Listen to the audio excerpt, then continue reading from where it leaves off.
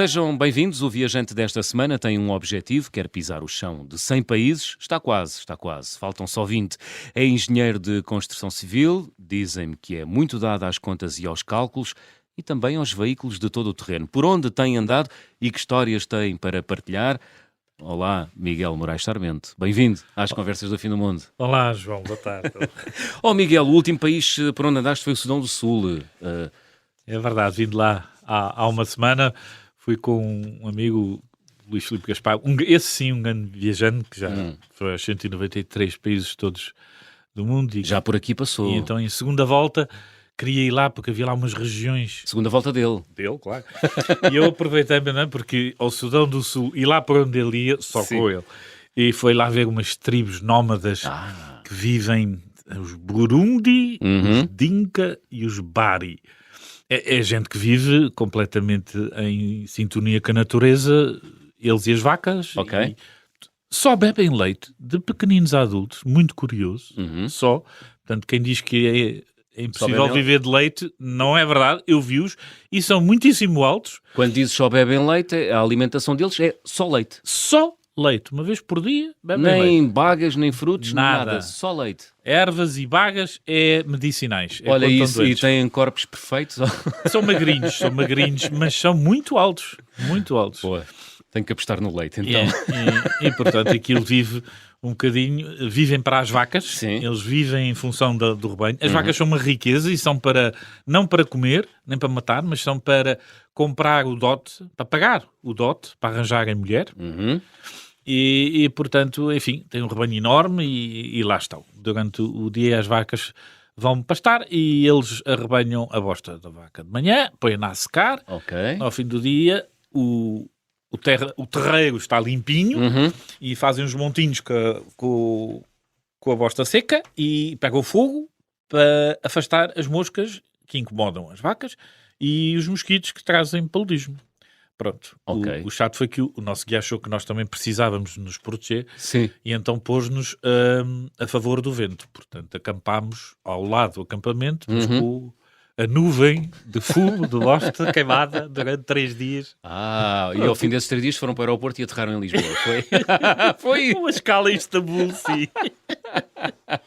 Mas ficámos fumados. Essa viagem. Olha, mas como é que é? Já percebi, dormiram lá, não é? Dormiste acampados, lá acampados 3 dias. 3 dias. Em 2 tribos e pronto, fomos com um jeep e um guia, nestes sítios tem que ser, não é? Tem que ser, porque senão... Aliás, estes como são nómadas vão mudando e portanto o guia tem lá os seus contactos e sabe onde é que eles estão neste momento, para os descobrir. E foi assim, lá tivemos a conviver com eles. A conviver. Não, são pessoas dadas... Muito simpáticos, muito abertos. Já lá foram outros grupos, portanto, não éramos propriamente a primeira vez que viam um branco. Mas simpáticos, respeitosos, não se vinham pôr em cima. Nada hostis. Mas nada hostis, nada. Muito simpáticos, muito cordiais, mas na sua vida. E para um europeu como tu, enfim... com uma vida completamente ocidentalizada, como é que é contactar com gente que tem um registro de vida completamente diferente do teu? É giro ver como... Tão bem, porque eles de manhã largam, a manada vai pastar sozinha e volta à hora certa, e eles ficam por ali. Acho que há uns mais velhos que vão vigiando a coisa, mas tudo muito calmo. É calma e fazem aquilo... todos os dias, 365 dias por ano, e não tem outro registro, e fazem-no há 1000 anos. Quer dizer, aquilo é a idade não é da pedra, é do fogo.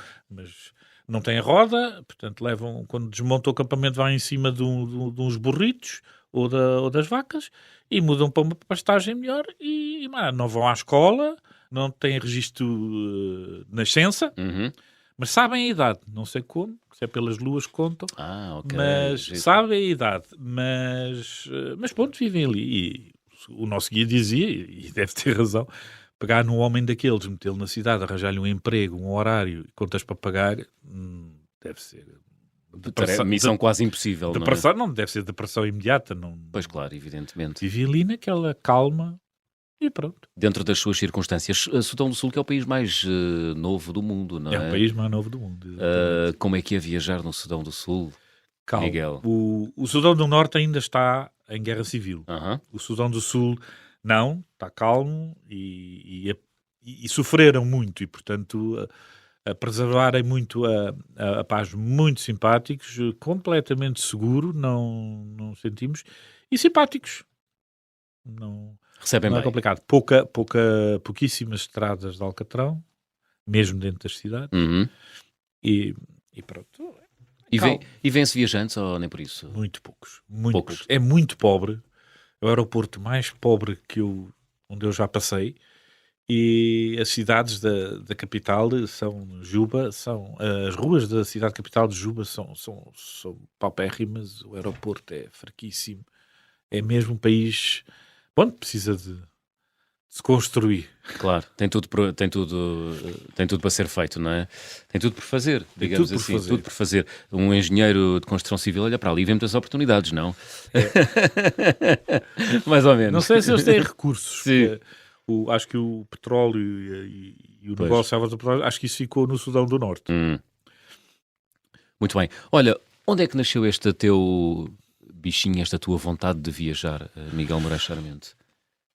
Eu acho que talvez tenha começado por uma tia que eu tenho, vai fazer agora 94 anos, que é engenheira geógrafa e que solteira, mas que pronto, vivia muito connosco, mas que todos os anos a sua viagenzinha, e aquela senhora, eu não sei quantos países visitou, mas visitou mais de 100 de certeza, porque todos os anos ela fazia uma viagens organizadas, mas ia sempre visitar uma data de países.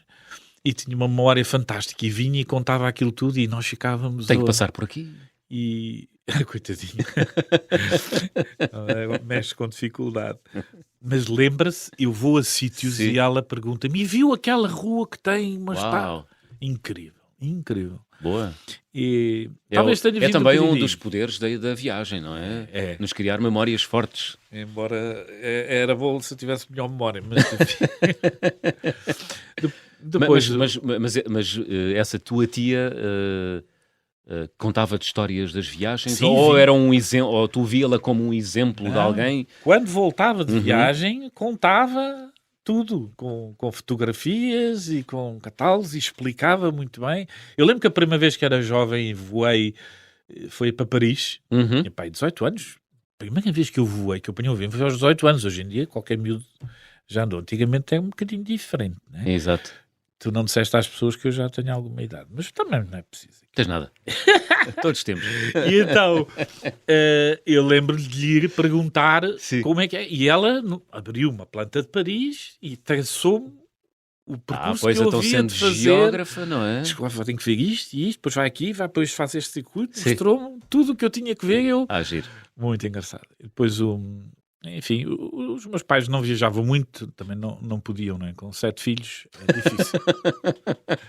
não dá para tudo. E pronto.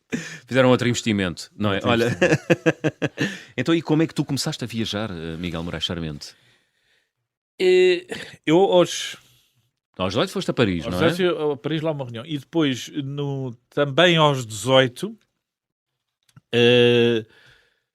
estava no primeiro ano do técnico, juntei dinheiro e cheguei ao verão, comprei um Interrail e com 3 colegas do técnico fui dar uma volta pela Europa para visitar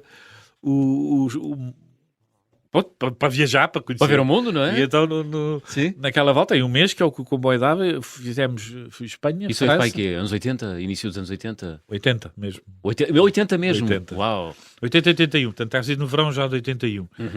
E então... Eras um jovem cabeludo? Não é nada disso. Não, normal.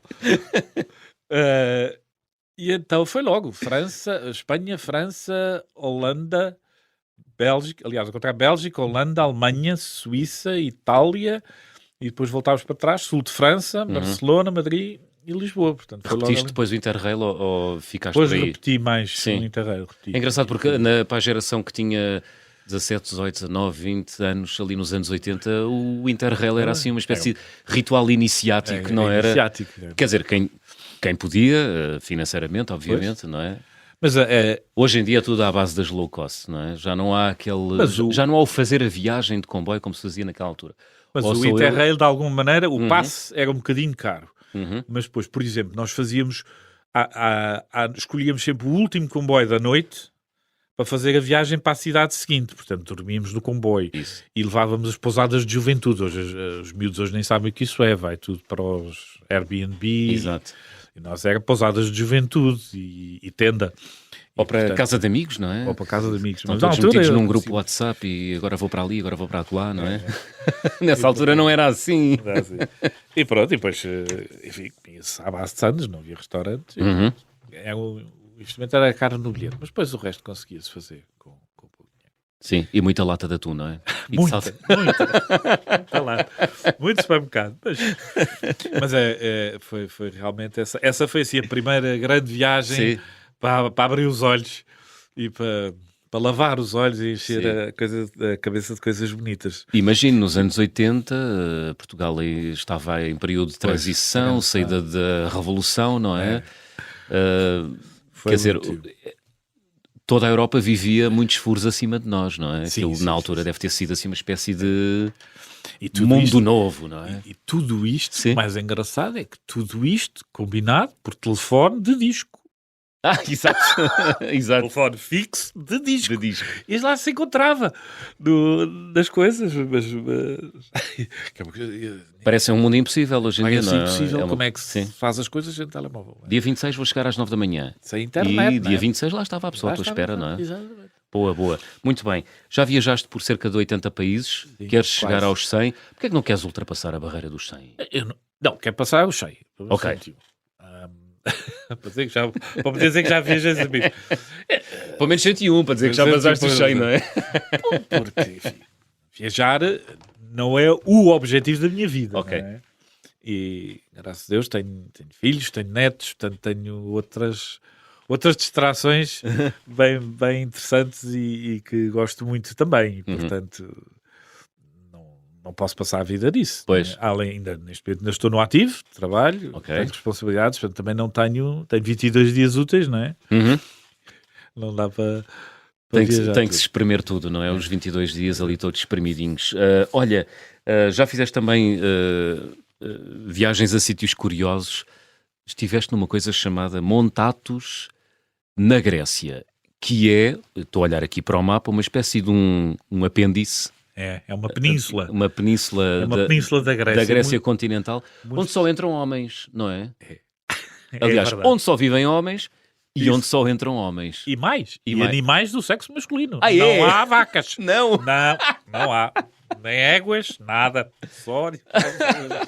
E quando eles morrem? Quando eles morrem, compram outros. Não há procriação ali. Muito bem, explica-me lá esse fundamentalismo. O Montatos no género, baseado no género. É uma península onde reza a história, a lenda, que Nossa Senhora desembarcou.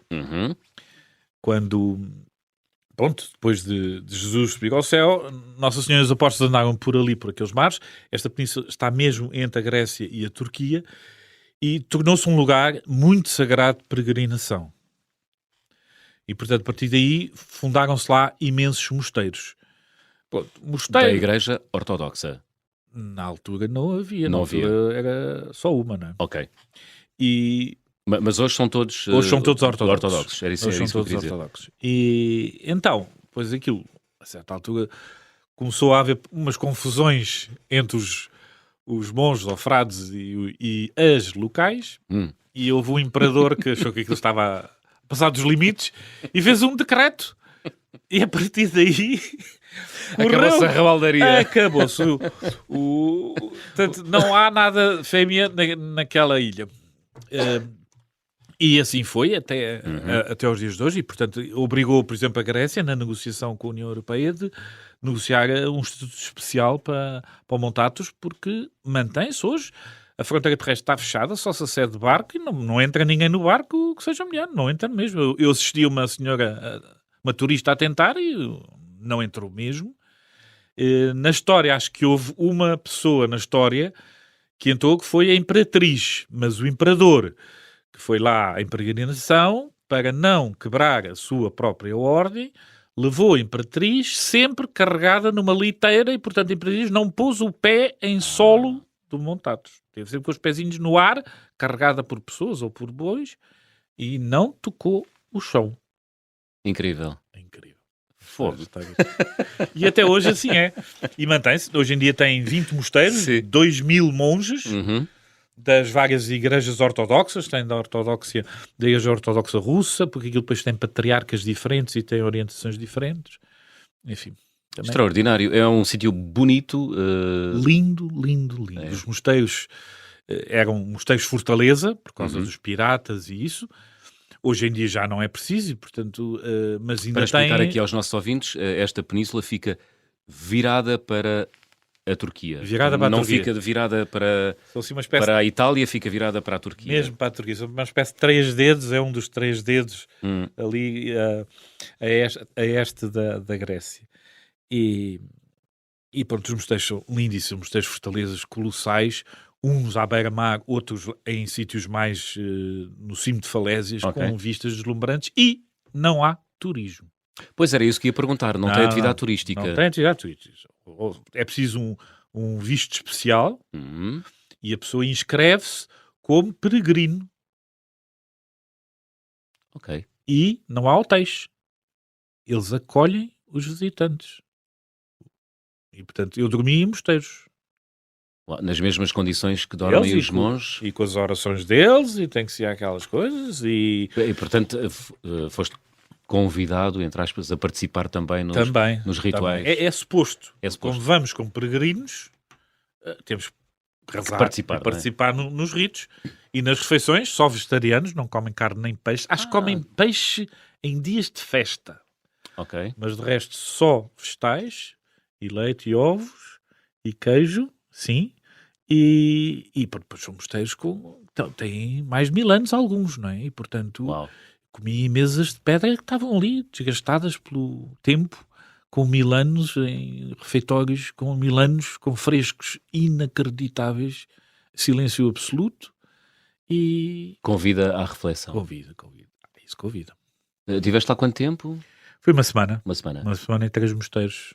Visitámos mais, mas dormimos em 3 mosteiros. Deve ser uma experiência extraordinária. É absolutamente único. Muito bem. Olha, estamos a chegar ao final da primeira parte. Vamos abrir o álbum de viagem.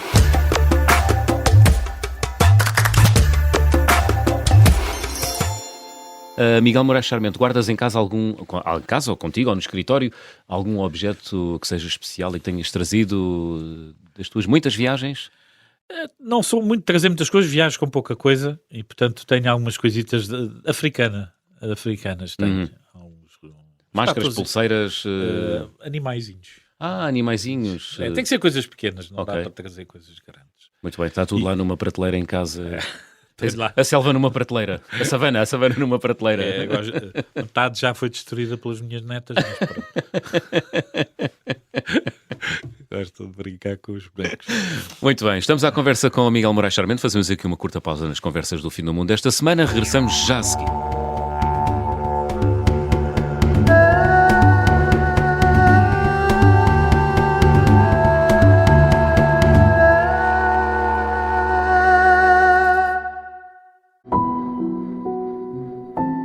Esta é uma história de intrigas, segredos e traições.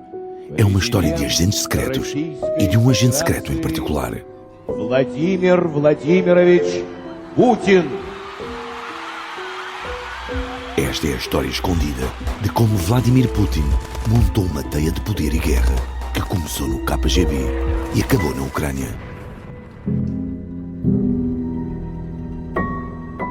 Um espião no Kremlin é uma série para ouvir em 6 episódios e faz parte dos Podcast Plus do Observador.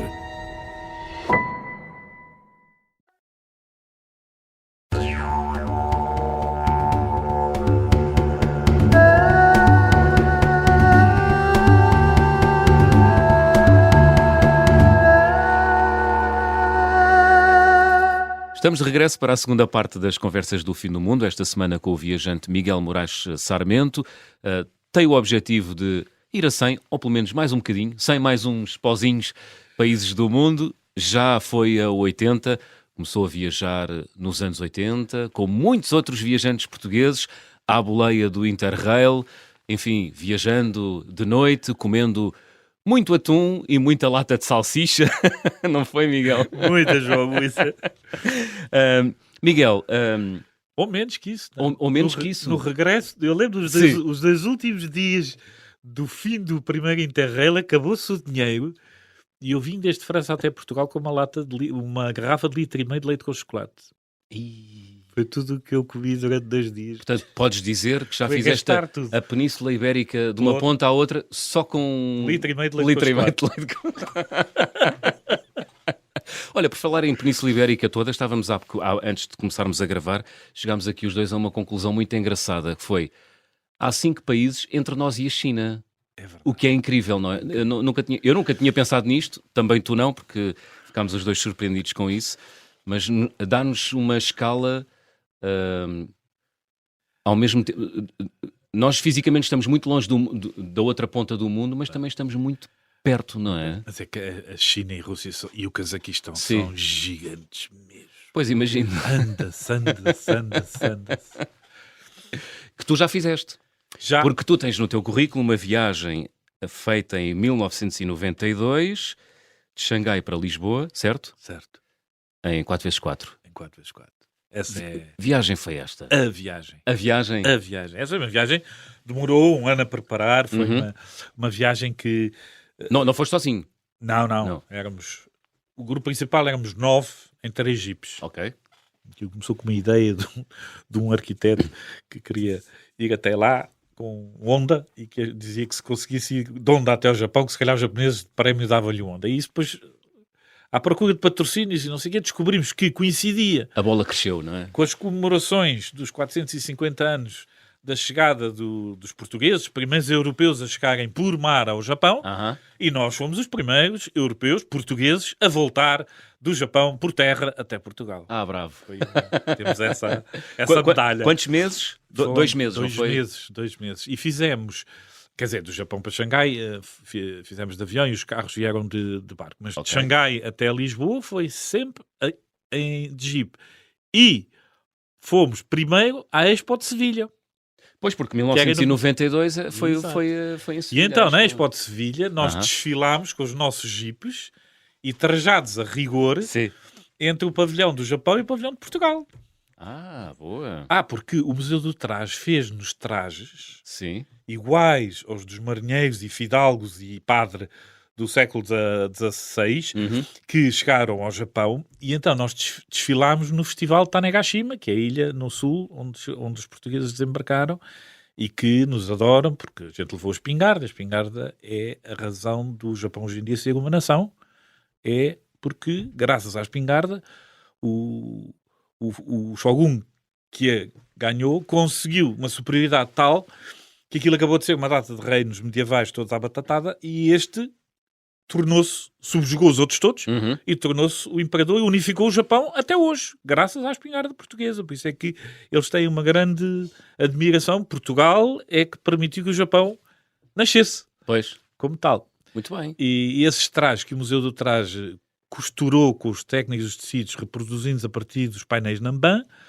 fez-nos réplicas que a gente desfilou lá com esses trajes. E depois em Sevilha também. Muito bem. Então permite-me a provocação. Andaste de saia, foi? Andei com uns calções em balão e coletezinho de seda. Muito engraçado. Mas qual foi o percurso? Então, Xangai aí já de Jeep, não é? Já de Jeep. Foram diretos lá acima. Aí tivemos de tirar a carta de condução chinesa. Como assim? Pois, mas a nossa não valia? Não é válida. Temos de tirar a carta de condução lá, que enfim, é facilitada, porque tem alguns poucos sinais de trânsito que são um bocadinho diferentes, e depois muita recomendação por causa dos ciclistas, porque é impressionante a quantidade naquela altura. Sim, de bicicletas na rua. Bicicletas, pois havia muito poucos carros. E então depois arrancámos de Xangai com guia, e fizemos a Rota da Seda, que é lindíssima, com uma data de fortalezas intermediárias das caravanas. E, portanto, e naquela altura deve ter sido ainda mais extraordinário, porque a União Soviética tinha acabado de ruir, não é? E a China era no interior, era muito pouco desenvolvida. Nós cruzámos-nos com pouquíssimos carros.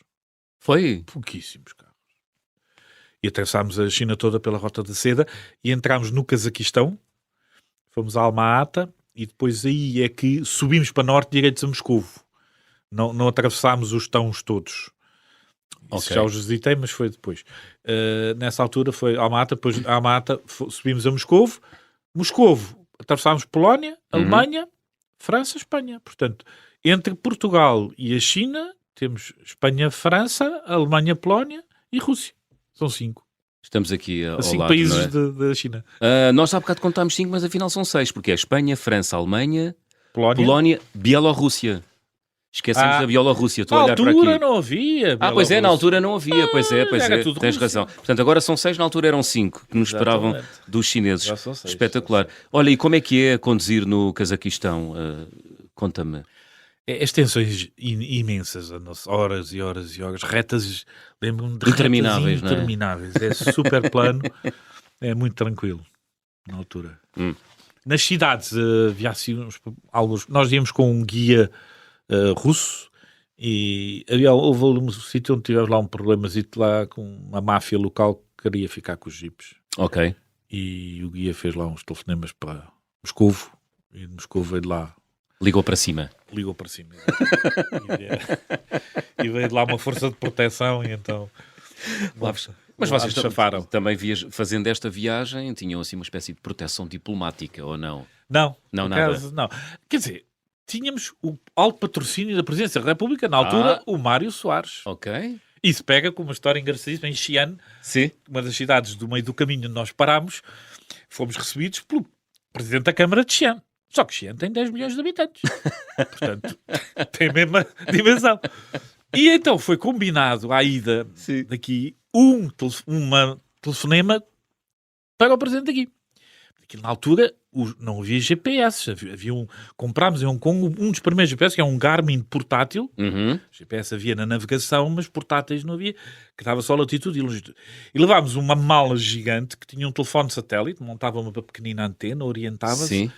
E então, no parque de estacionamento do hotel de Xi'an, montou-se aquela antena, orientámos aquilo lá para os satélites, fizemos o telefonema, e então era assim. O Presidente da Câmara de Xi'an falava para o nosso guia que falava um inglês muito razoável, traduzia para inglês. Eu que sabia inglês benzinho, traduzia para português, para o Sr. Presidente. Portanto, eu era o... Para o Sr. Presidente, o Mário Soares. O Mário Soares. E o Mário Soares, do outro lado do telefone, respondia e eu traduzia para inglês, o guia para chinês, e fizemos ali uma conversa que tinha 3 intermediários. Mas... Isso nos anos 90, contando com os chamados saltos de satélite, imagina, aquilo era uma conversa para 3 perguntas, devia ser para aí meia hora, não? Também, uma conversa cordial e tal. Mas vai o som daquilo lá para cima. Estabelecemos relações diplomáticas entre a Câmara Municipal de Xi'an e a Presidência da República. Fantástico, muito bem. Isso parece outro mundo, mas foi ontem. Olha, dizias há pouco que voltaste já à Ásia Central depois desta viagem entre Xangai e Lisboa em 1992. Encontraste muitas diferenças, sendo que na altura foste só ao Cazaquistão. Pois. Mas voltaste depois ao Cazaquistão, mais tarde? Não, voltei, foi aos outros países ao lado. Tajiquistão, Quirguistão, Afeganistão, Paquistão, já só me falta o Uzbequistão e o Turcomenistão. Dos tãos, são 8 tãos, só faltam 2. Tão quase. Mas o Tajiquistão, sim. A viagem do Tajiquistão foi uma viagem também de jeep, em que fomos para o Tajiquistão e depois... De Jeep fizemos o Wakam Valley. O Wakam Valley é uma extensão de 400 km de um vale assim, encaixado entre montanhas, com um rio forte no meio, que separa o Tajiquistão do Afeganistão. E como aquilo é muito encaixado, a estrada do lado do Tajiquistão está a ver a estradinha do lado lá, que é a estradinha do Afeganistão. Aqui o Alcatrão e as luzes, lá os burros, a estrada de terra. É impressionante o contraste, não é? À vista... Desarmada, não é? À vista desarmada está-se a ver o contraste. A diferença que existe entre países. Pois havia e lá, ali estão vizinhos. Ali, a 100 metros de vista. E havia este vale é tão bonito, das paisagens naturais mais lindas que eu já vi, o Tajiquistão. E é património da Unesco. Uau! Todo o Wakam Valley, são 400 km de património. Tal é a beleza daquilo. E então havia lá uma cidade onde se conseguia arranjar um visto para ir numa passagem que lá havia para o Afeganistão. Quando nós chegámos a essa cidade, mas o que é que os senhores vão lá fazer? Já sabiam que isso era possível. Sabíamos que era possível ali. E que davam na hora. Okay. E então, pronto, lá fomos e lá nos deram o visto. Lá chegámos ao sítio onde tinha a dita ponte. A ponte era uma passadeira toda envolvida de rede dos lados e em cima, para ninguém poder saltar para a água, não sei qual era a ideia. E que tinha uma porta do lado de cá, na estrada do lado de cá, que estava fechada com uma corrente e um cadeado, com muitas voltas. Os soldados que estavam ali no posto, lá foram, viram o visto, abriram o cadeado, tiraram as correntes, entramos naquele corredor, que era uma ponte rudimentar. Sendo que a ponte aí é terra de ninguém, não é? A ponte era terra de ninguém. Portanto, era à fronteira, não é? E sentimos a grada fechar atrás de nós. Ai. Do lado de lá estavam os afegãos completamente espantados. Tiraram outra corrente do lado de lá, porque aquela fronteira não era atravessada normalmente por ninguém. E depois, para explicar de onde é que nós éramos e o que é que éramos. E somos de Portugal, dissemos Portugal em todas as línguas do mundo. Porque eles não comunicam, portanto, tu passas o portão, entras na terra de ninguém, que é a ponte, e depois tens de dar explicações ao outro lado. Explicações. Primeiro mostrar os telemóveis que não tínhamos tirado fotografia nenhuma daquela fronteira importantíssima. Depois explicar o país. E tu, aqui apontámos no mapa, nada, o homem não... Lá o chefe do posto, era o chefe do posto e um soldado, porque aquilo também não tinha ninguém para passar, portanto não precisava de mais. Quando de repente um de nós se lembra de dizer Ronaldo. Oi, pronto. Aí está. O homem iluminou-se. Como é que naquele sítio... Sim. Então, mas ele não associava logo Ronaldo, Portugal, nada? Não, até um de nós se lembrar de dizer Ronaldo, não nos lembrámos. Portanto, Portugal não, nada. Quando dissemos Ronaldo, pronto. Iluminou-se. E ele falava muito mal inglês. Mas claro, imediatamente, os vistos e tudo, e passou e... É fantástico. Então chegaste a ir ao Afeganistão? Entrei no Afeganistão e dormimos lá uma noite numa aldeia, num alojamento local, que eles tinham lá um guia, a agência tinha conseguido arranjar lá um guia. E pronto, tive 2 dias, um dia e meio no Afeganistão, depois recomendaram-nos a vir embora porque os talibãs estavam a 10 km e disseram que era melhor virmos embora. Conseguiste dormir ou não? Dormi. Ou dormiste à Chuck Norris, com o olho aberto? No dia seguinte. Só no dia seguinte. E pronto, e viemos embora. Estive no Afeganistão, foi só essa entrada.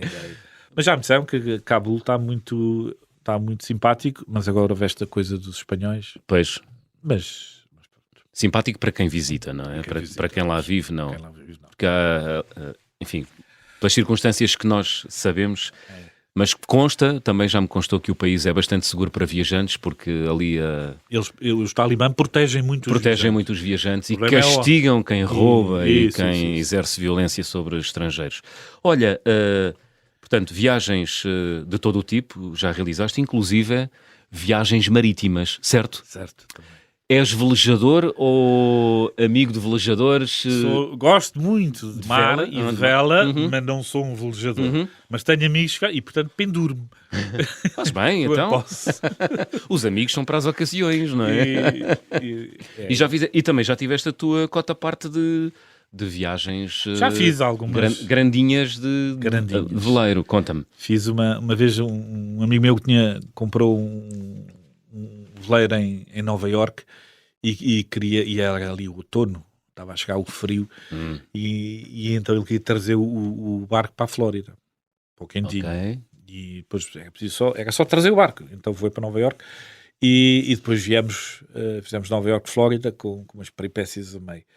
Depois também já fiz Canárias, Cabo Verde, que é um passeio lindíssimo, sempre com vento a favor, foi Canárias, Cabo Verde, é uma semana. É sempre a descer. É sempre a descer e com o vento pela popa.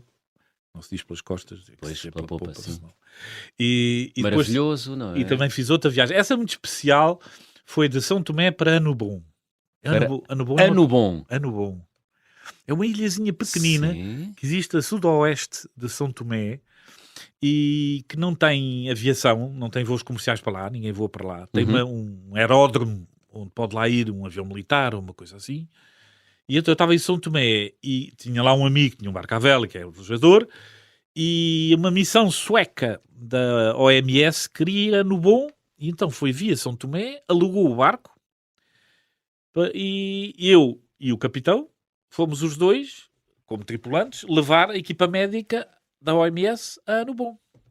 E, portanto, foi a maneira dos médicos lá chegarem, foi 2 dias de vela.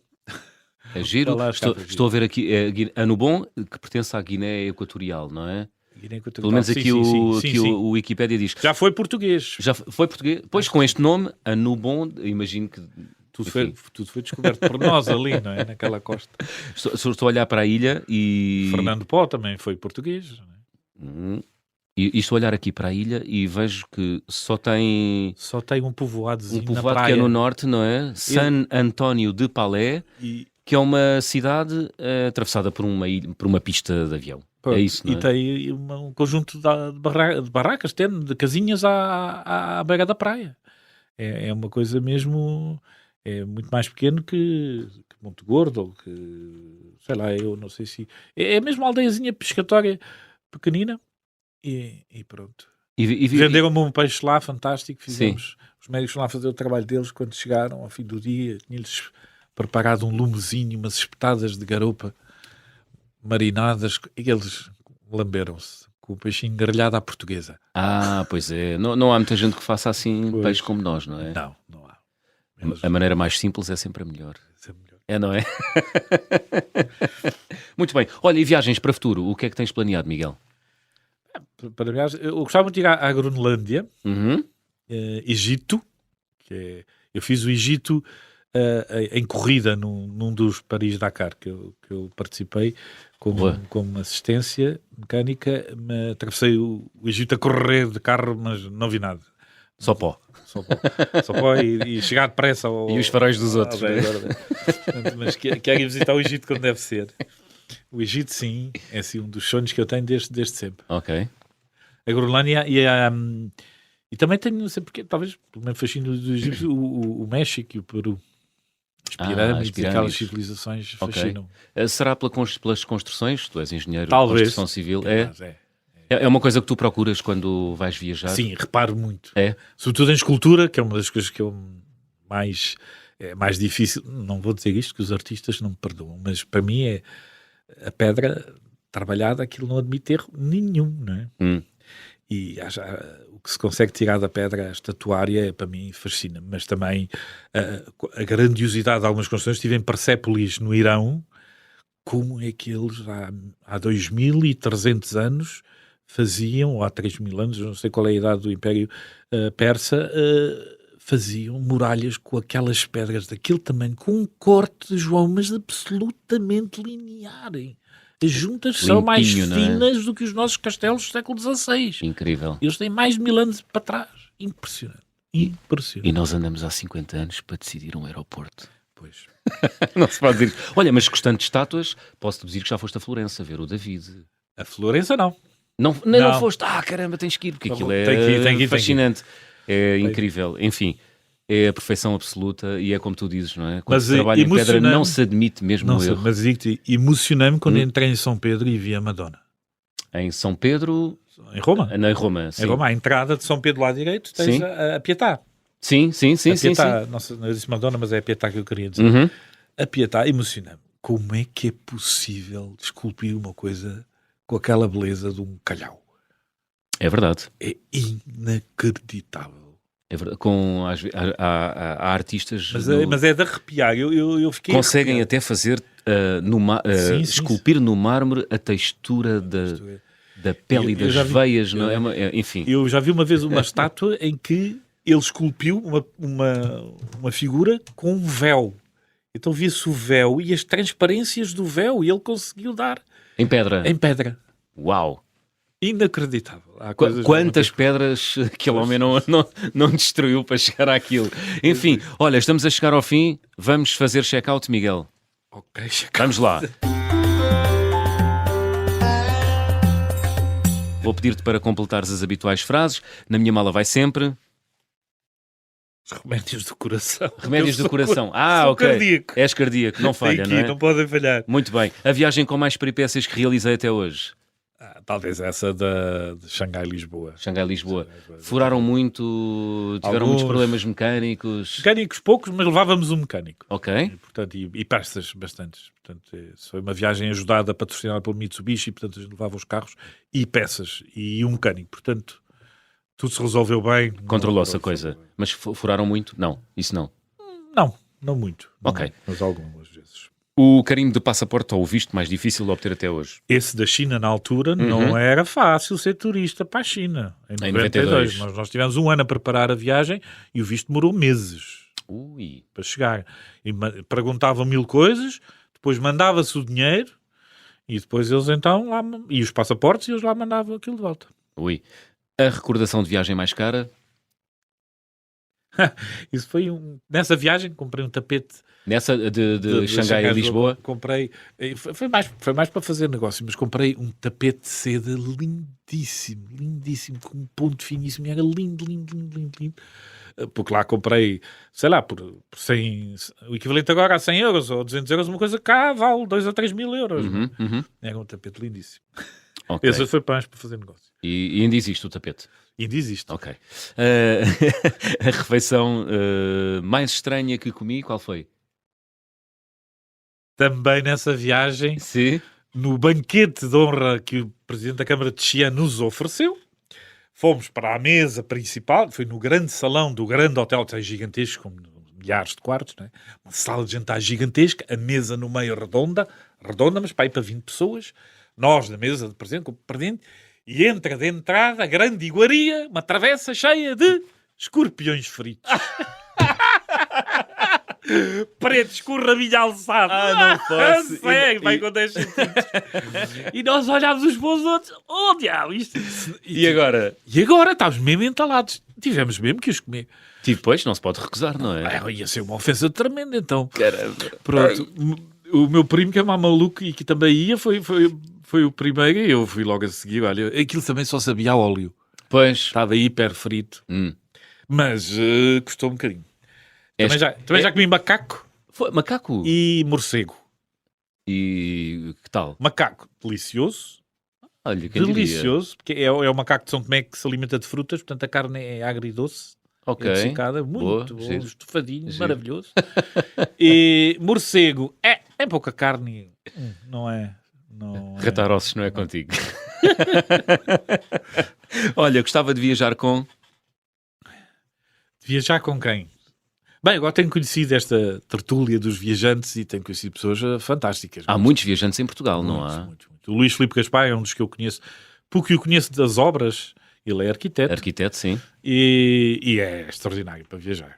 É fantástico. Já foi a todos os países do mundo, agora anda a fazer regiões. Já está a fazer regiões. Incrível, não é? Foi ele que me levou ao Sudão. Pois, boa. E eu aproveitei a boleia. Então gostavas de viajar com um desses viajantes portugueses? Sim. Há muitos na lista dos mais viajados. Alguns já passaram por aqui. Olha, Miguel, chegámos ao fim. Qual foi a música que escolheste para fechar a conversa do Fim do Mundo desta semana? Foi aquela música do Vangelis, de 492. Do filme. Do filme. Conquest of Paradise. É isso? Paradise. Muito bem. Vangelis. Miguel, foi um gosto. Obrigado. João. Ficam muitas histórias, não é? Então, mas guardamos para a próxima temporada. Passou rápido. É, não é? Pronto, não sei se fui aborrecido para as pessoas. Nada disso. Vamos embora. Miguel, uma vez mais, até à próxima. 1492, Conquest of Paradise, música de Vangelis no fecho da conversa do Fim do Mundo desta semana. Estamos de regresso de hoje a 8 dias. Já sabem, sejam bons e boas viagens.